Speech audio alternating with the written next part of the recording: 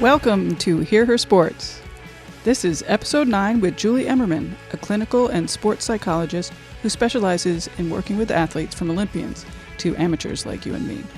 She offers some insights into her career, tips to improve performance, and ways to find a professional in your area if you'd like to start working with a sports psychologist yourself. Let's get started. Well, thanks for joining me. This is great. I'm really excited. Yeah, me too. Yeah. Well, anyway, so how did you get into sports psychology or psychology? And also, when I was thinking about it, it must be fun to work with sporty people and remain connected to that world since you've been a professional athlete yourself. Yeah. So in my case, I had always been athletic. I was a varsity tennis player through high school, and I rode horses in college. And then in graduate school, I was I would say almost completely sedentary. I maybe used the treadmill a couple times a week, if that. And I moved out to Colorado during my internship and got involved in mountain biking at that time. And some friends suggested I try a race. And my response was literally, why would I race? I'm supposed to be growing up and getting a mortgage and things like that. And they said, well, just do it for fun. So I jumped into a mountain bike race and I took to it like a fish to water. I loved it and just couldn't wait to do more. And the next thing I knew, within a relatively short period of time, I was racing in the professional category and had sponsors and put my dissertation in the closet, called my parents and said, thanks for all your support, but I'm going to race my bike for a while, which growing up outside of Chicago was not something you would hear too often.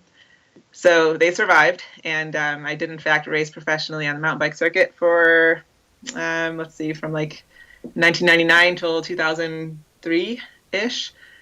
And then that kind of ran its course, and I stopped, or quote-unquote retired, and by this point I had finished up my degree and my dissertation and was developing a small private practice. And then within a year, I really missed being around ambitious, goal-oriented people, and so I re-specialized in sports psychology. And then from there, I was hired by the Garmin Slipstream men's team to work with their World Tour, Pro Tour athletes. So I was traveling a bunch with them and learning a lot. And so that brought me back into just riding my bike a lot. And I was I was riding my bike with the team, and some people were questioning, why did I stop racing, and so on and so forth. And again, I was like, well, I think I'm going to focus on my career and just ride recreationally from this point forward. But then I had a health scare that woke me up pretty quickly, and I realized, I really do still have this passion for racing, and I want to do it while I can, and you never know what's around the corner type thing. So I'm going to balance work with also racing because it's still a passion. So then I started racing on the road again, and here I am. I'm still racing in the women's professional Peloton domestically. Oh, you are still racing? I didn't know that. Yep.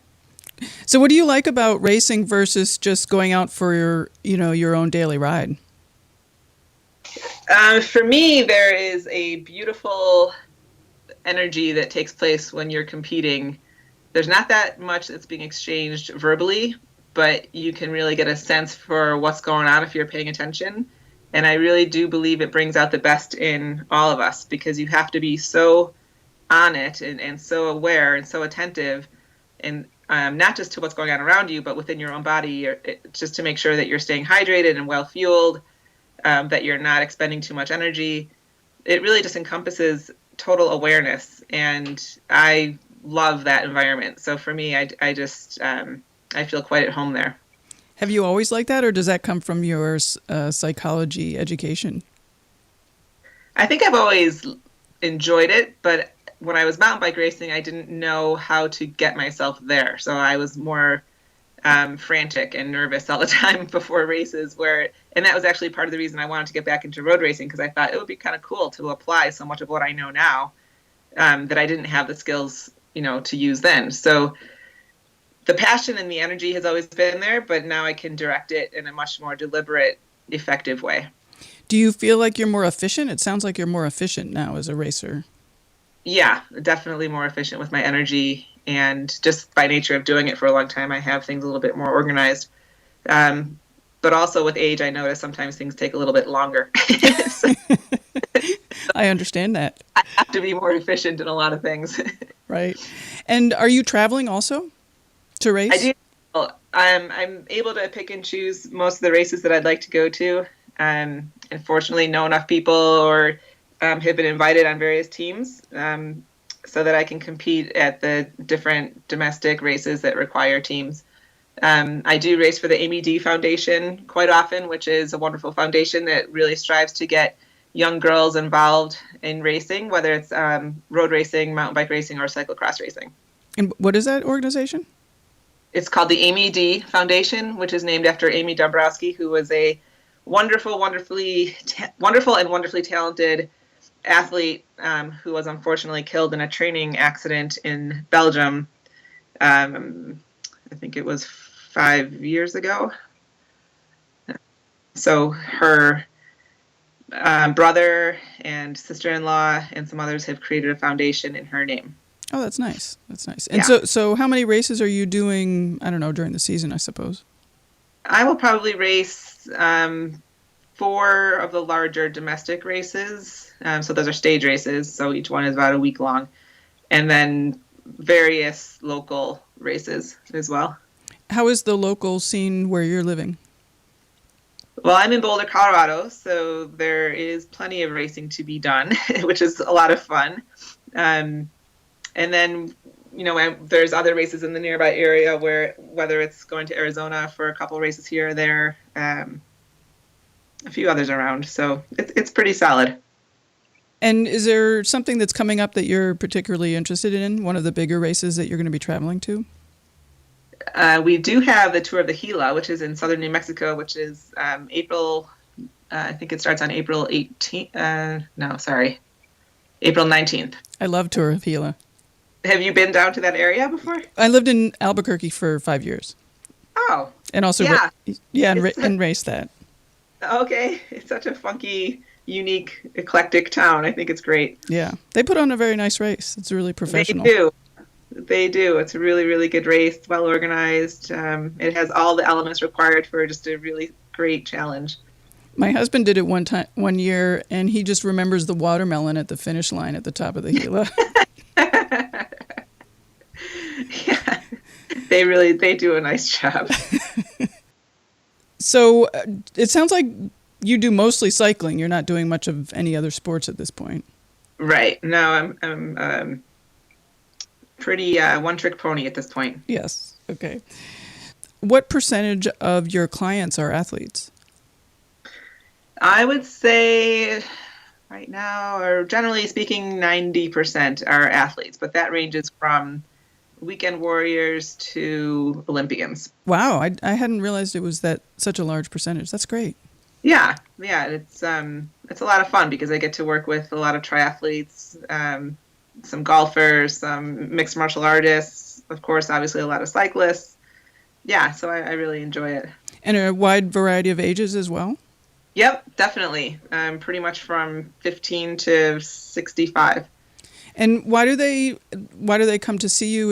Are there specific events that happen, or is it like some sort of traumatic event that happens, or are they preparing for a particular race or something like that? Those are good questions. It's actually all the above. So sometimes people will come to me because they're aware that they keep repeating a certain pattern in a race and they want help overcoming that kind of block. For example, someone's having a hard time really pushing where they need to, say at mile 24, in a marathon or in an Ironman, for example. They're aware that in the Ironman competitions that they've done, there's certain points where they just know mentally they fall apart, and they're looking for skills and tools to use to help counteract that.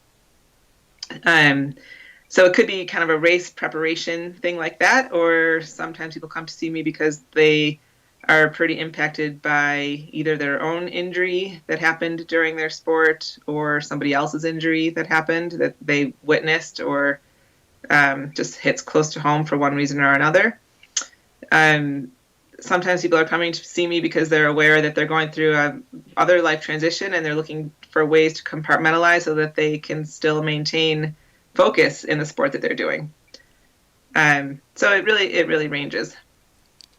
And do you have stories of particular benefits or improvements that you've seen with athletes that you can share? Tough one. I do. This is where it's hard. Psychologists are, it's hard to be self-promoting as a psychologist because you really can't say much at all. I can't really give any details that would identify any one particular client, but I can say it is so rewarding to work with somebody and see how they're able to absorb things that we're talking about and practice some of the exercises that I might give them and then implement those things, and to see somebody unlock their potential and execute and implement consistently and then get to another level of their sport. To me, it's just a beautiful process to be a part of, and I feel really privileged to be a part of someone's life in that way. So in that answer, I became curious of, are you and the client working on something in your office, or are you giving them suggestions that then they take out to the race or to their training, or both? Well, all the sessions take place in my office. So no phone sessions? Well, I will do phone or Skype if somebody's traveling, or for example, if I'm on the road for a little bit, then we can Skype or use a phone. But the majority of sessions take place, in my office. And then, so in the example that you were sort of alluding to, I might help somebody with their pre-race strategy. So if somebody's aware that they just get so anxious that they really are just expending way too much energy before a race, and they need help dialing down their energy to something that's more functional, then we'll work together to develop a plan. And whether that is, it could be something so small like making sure that you arrive in time to make sure you have time to just relax, or when you're warming up, don't face the spectators, make sure you're facing somewhere that you can just close your eyes and do some deep breathing exercises. It could be as simple as that, or it could be more complex, like teaching somebody how to do progressive muscle relaxation and instructing them how to do that, having them practice it, a few times a week for multiple weeks before their event, so that by the time they get to their event, it's part of their routine and they know how to do that right there in the moment. A lot of that sounded like time management or system management, and a lot less of sort of what I picture psychologists mostly doing, which is sort of chatting about your mother. Is that? Well, that's one reason I like sports psychology, because it is different in that way. But I will say a lot of what we do wind up talking about does go back to our earliest influences, whether it's biological parents or not. It could be an influential coach at one point or another.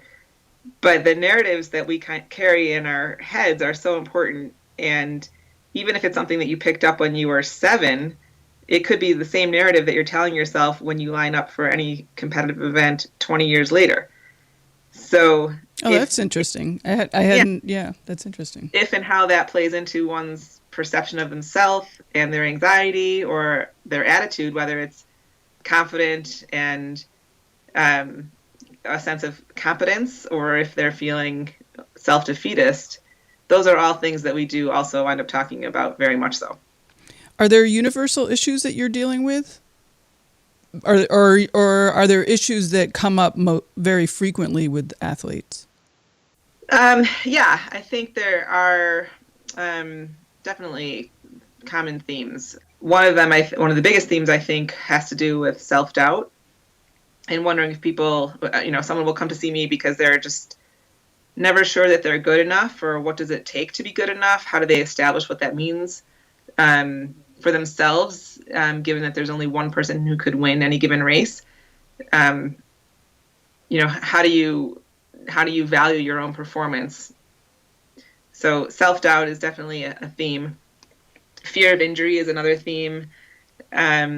Work-life balance tends to be a theme that I hear a lot about and work with a lot. Meaning training, racing with your family? Yeah, okay. Yeah. Sorry to interrupt. No, that's okay. Especially for triathletes, it's just very time consuming. And so that can be a challenge when you're working, and many women are involved in other relationships or have families or both. And it's there's only 24 hours in a day. So self-doubt, fear of injury, work balance, any other?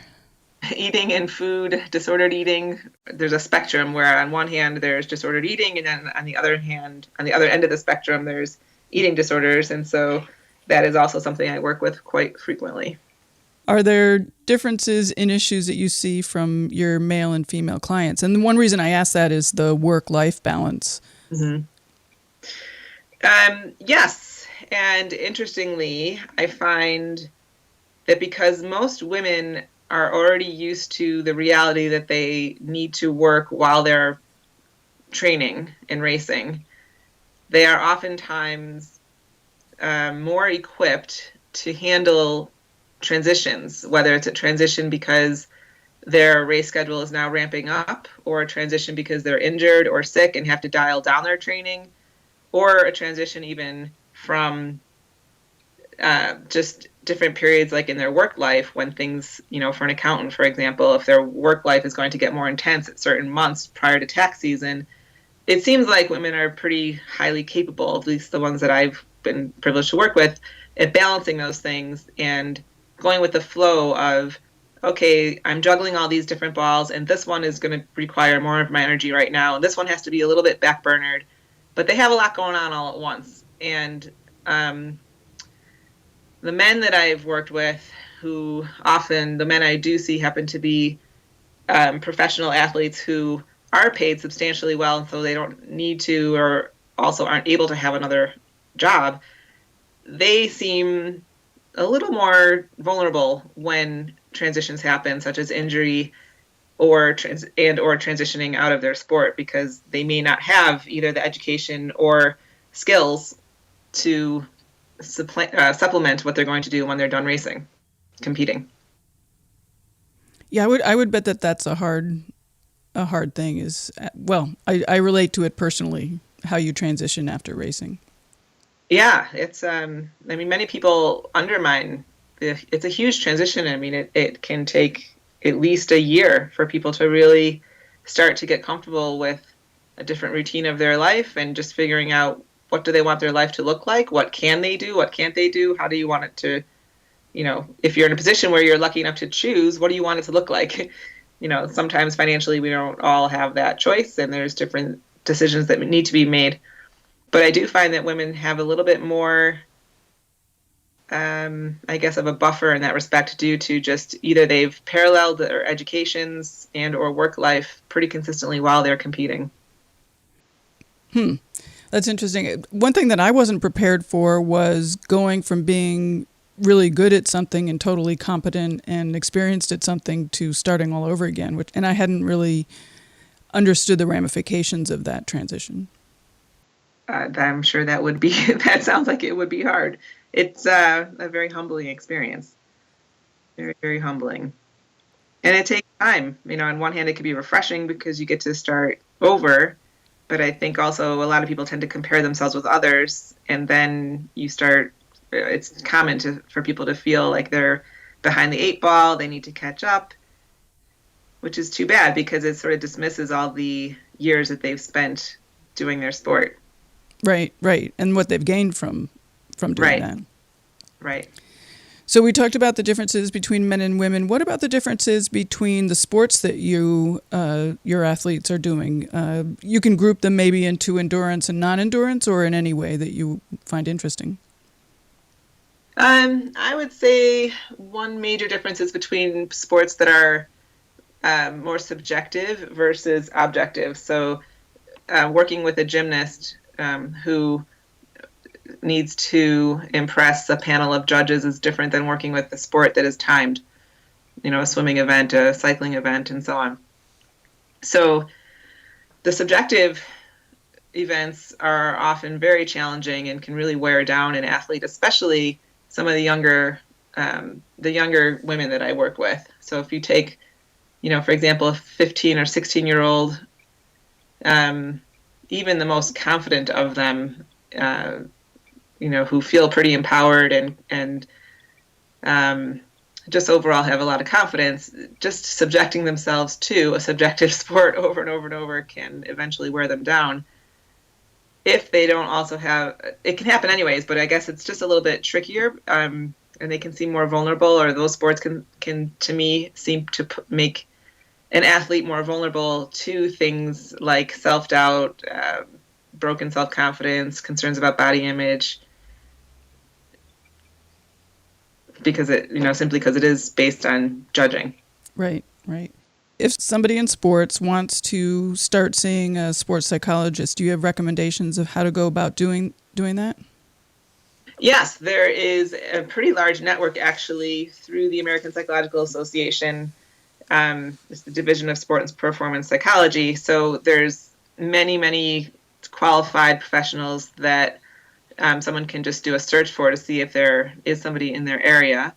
Obviously, anyone listening to this is welcome to reach out to me, and I can, see where they are and reach out to colleagues via certain email lists that I'm on and see if there's anyone located in that area, wherever somebody is. So there is actually a pretty broad network of professionals out there.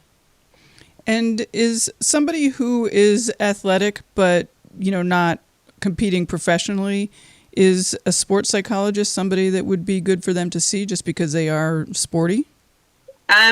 I think it depends on actually the practitioner. So that's a really good question, because sometimes sports psychology and sports psychology consultants focus more on cognitive behavioral approaches, which don't get into the family stuff that you were mentioning earlier. And yet then other sports psychologists will take a more holistic view into their work and will address more of the whole person with respect to their upbringing and so on and so forth. For me personally, it's hard to separate the two. I think to myself, wherever you go, there you are. And in the sporting arena, when there's pressure, that's exactly the type of environment that tends to bring up our stuff. And so I think that if you can address that, and if a person's relatively functioning well in their day-to-day life, and then they go to a sporting event that they've been training for, and they notice that they self-sabotage, or they just somehow implode, or they're just not getting the results that they feel they're capable of, or they want to manage their anxiety better, or they want to handle disappointment better, then that's a great stage in which to learn on. So to me, a sports psychology professional would be appropriate at that point in time. Right. One of the questions I had was sort of about chronic issues versus short term, and I don't really know how to phrase that question, but you were talking about long-standing issues that sort of surface during the stress of competition, and I guess I'm thinking versus, I don't know what I'm thinking versus you get injured and you need to manage returning to competition, and how you as the sports psychologist deal with that. Was that a clear question? Well, I got a little thrown off only because sometimes an injury can have longer lasting effects psychologically. Sometimes the injury is longer than just after the bone has healed. Okay, well, let me ask you this then in sort of a different way. It sounds like either from your experience you now believe, or you sort of your philosophy is that basically all the things that surface during sports are just us, and sport is allowing it to surface. Is that true? I tend to take that approach. I can't speak for others in my, in the same profession, but to me, it's a stage in which a lot of our humanity plays itself out. Yes, I think that's why I like it. Yeah, I would agree. All right, so getting back to if somebody wants to start seeing a sports psychologist, when you have a client, are you seeing that person every week, or if they're an athlete, they may be traveling? How do you work around that kind of schedule? And any other tricks for somebody wanting to get into this? Well, in my particular practice, I have a pretty lengthy intake form that I email people, and then I receive that prior to our first session. And then during the first session, after I've described important things that set the foundation up for the working relationship, such as their rights as a client, their rights to confidentiality, and so on and so forth, then we would have time to get into actually why they're there. And I do suggest that people see whoever they're seeing once a week, at least in the beginning, because the relationship needs to gain some traction. And then once you have some working momentum, depending on what's going on, then maybe it is appropriate for that person to come every other week, or maybe that person's traveling for an event, or I think each individual case needs to be assessed from there individually. But in the beginning, I think it's important to establish just that connection with the professional you're working with, and establish rapport, and get some goals lined up that you're both in line working with. Do you recommend that all sports people, I guess professionals, athletes, see a sports psychologist or can benefit from that? I'm probably biased, but I think that it's another tool in the toolbox. Right. So I think that if you're devoting this much of your time, energy, and it's your passion, and it's something that for a professional, especially if you're banking your career on this financially, it's important to have a lot of various tools. And I definitely don't think it could hurt. So I think even if somebody's not utilizing a sports psychologist regularly year after year, just knowing somebody and having that relationship established is important, particularly in cases in sports where there's a higher risk of injury or head injury. I think it's important to have certain working professionals on your team, quote unquote, your own personal team, that know you and can notice and detect subtle changes over time. Oh, that's interesting. Yeah, certainly. And are you currently working with any teams? No, I'm not affiliated with any one team at the moment.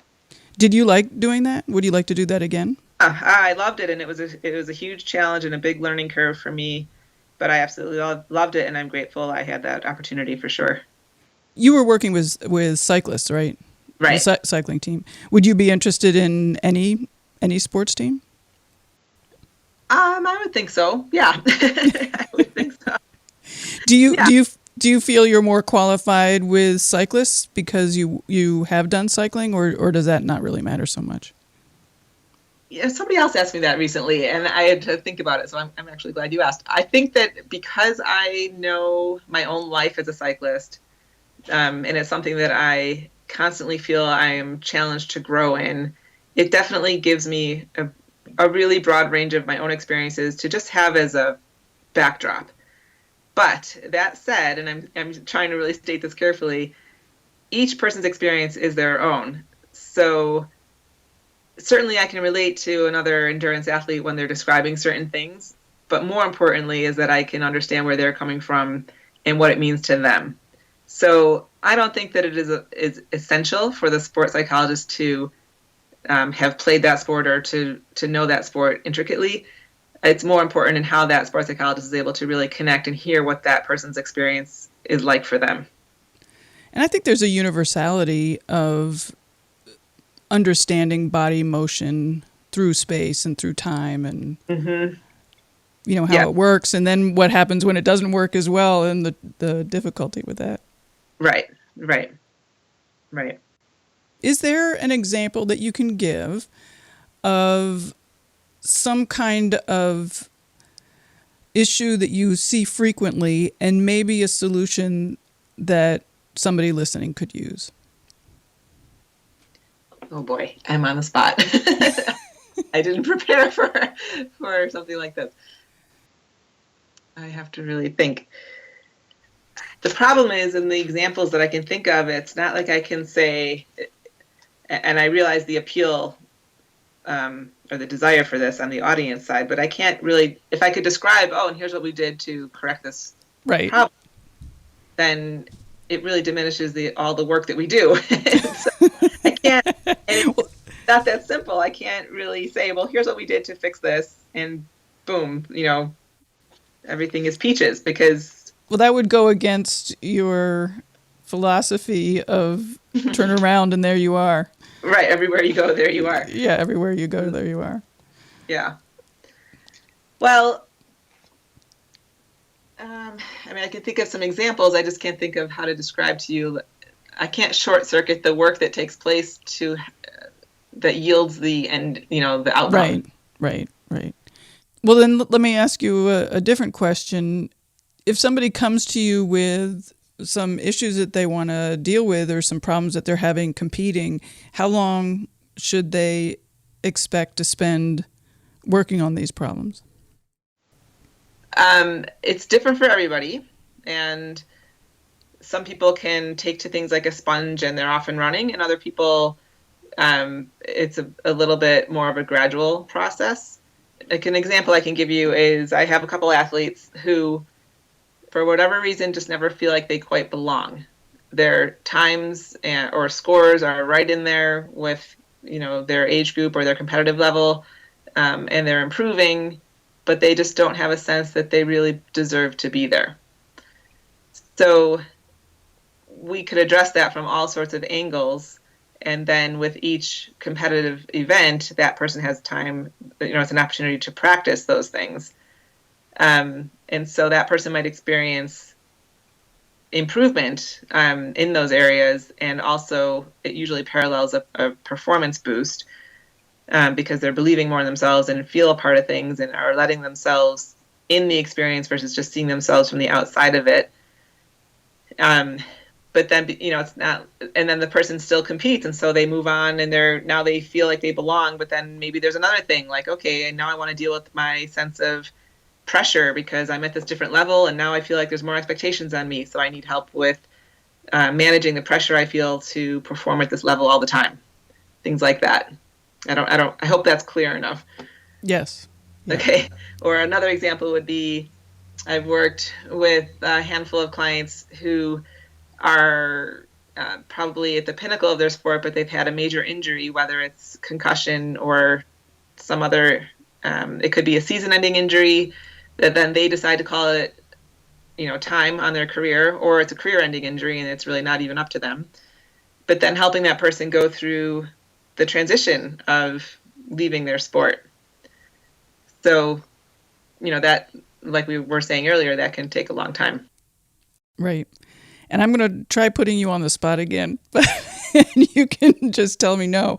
But let's say you're a cyclist just by chance and you really hate climbing. And so every time you get to a hill, you start, like the anxiety picks up in a variety of ways. Have you ever had that experience? Is that somebody ever come to you with that? And what are some self-talk? I'm trying to find a sort of a self-talk.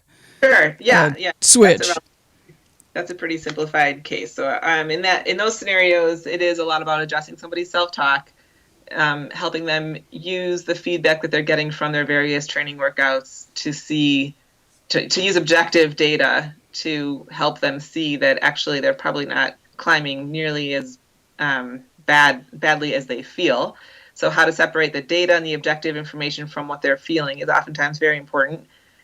I would talk to them about what makes them feel like they're, what is going on that when they say they hate climbing, what is it that they hate the physical sensations? Are they uncomfortable with these sensations going on in their breathing and their legs? And how can we maybe re-identify or reframe how they view those physical sensations? And then we would also utilize some imagery to be able to pick out certain things on any climb and be able to use self-talk to help them get to that designated spot and then give themselves a chance to say, okay, I made it here. Let's see how much further I can go. Or I made it to this tree. Now I'm just going to get to that tree. So you're breaking up a long climb into sections, which often helps. Cool. So there's a lot you can do. And a lot of it is, I think sports psychology is a nice mix of things that are, I would say, just more like concrete templates that you could apply and then refine for each individual. And then there's also room to go much deeper into somebody's experience. So we're now at 41 minutes. So I was wondering if there was anything that you wanted to add or you had some topics you'd like to discuss? I guess I would just encourage people to be open to the process and the teachings that sport allow for. And I find that so many people are just really fixated on the outcome. And of course, we all race because we want to win. And yes, that's the goal. But there is so much to be learned in the process of training and the ups and downs and everything about it that I oftentimes meet with people who kind of have an expectation that everything should go seamlessly. And if it doesn't, they're never going to reach their goals. But what's true is that it doesn't go perfectly seamlessly for anybody, like hardly ever. And so it's not just about reaching your goal, it's about how you get there and how do you manage your emotions throughout the process of getting there? Who do you have around you that's supportive or not? And can you identify the ways that they're supportive so that if that person were to go away, can you supply that for yourself, or do you have ways of asking for those things from others? Just really getting specific with what you need and want to help yourself have your strongest performance. So I think it's just really important to pay attention to the process and balance that. Like, paying attention to the process will help you get to the best outcome you can have. So I think that's important. I also think it's important to always be aware of how you are an ambassador for your sport. I think particularly with cycling and the conflicts between cyclists out on the road all the time, it's really important to be a good ambassador for the sport. But even beyond that, just how you can impact others, maybe who have a sedentary lifestyle or kids, and just helping others get exposure to the benefits of being physically active, whether it's competitive or not. That's great. Wow, that's awesome. Great. One of the questions that I really enjoyed talking to people about is whether they compete or they simply train, and what they get out of each of those things, which I started to think about when you were talking about it, about sport being the process. Yeah, I think some people do just enjoy the training and like to see the different changes that go on in their bodies throughout the training process and whatever sport they're training for. And some people really do need to have a goal, some kind of event that they respect enough to keep them on track. Right. One of the things that I miss, I actually really, really like training, but one of the things I miss competing is the tactics and, like having to get yourself from the start to the finish, whatever that start and finish is. Mm-hmm. And sort of the structure of that. I think that speaks to the beauty that I was trying to describe earlier when you asked me what I like about racing. But I think it's just such a unique period of time where you get to say nothing else matters. Nothing else matters. I am doing my best to get from here to there. Right. Barring few things, nothing else matters. Right. Well, great. I so appreciate you talking to me. It's wonderful. Yeah, this has been a lot of fun. I love what you're doing, and I hope, I just wish you all the success. It's great. Well, thank you. And I hope to talk to you soon. Thank you, Elizabeth. This has been really fun. Yep. Bye-bye. Okay, bye-bye. Thank you for listening. Other episodes are available on iTunes, Stitcher, and from the HearHerSports.com listen page. Please tell your friends about Hear Her Sports podcast so we can reach as many sports lovers and athletes as possible. Join us on Facebook. I'd love to hear your rugby questions for an upcoming guest. For the next couple of months, I've partnered with Joy Machines Bike Shop right here in Cleveland, Ohio. For Hear Her Sports listeners, they've offered a 10% discount on purchases up to $100. But stay tuned for our next offer. I'm really excited to tell you about a new partnership very soon. Find details on the membership page of HearHerSports.com. Thank you to Joy Machines, Gold Mines, Leap, and Agnes Studio for your support.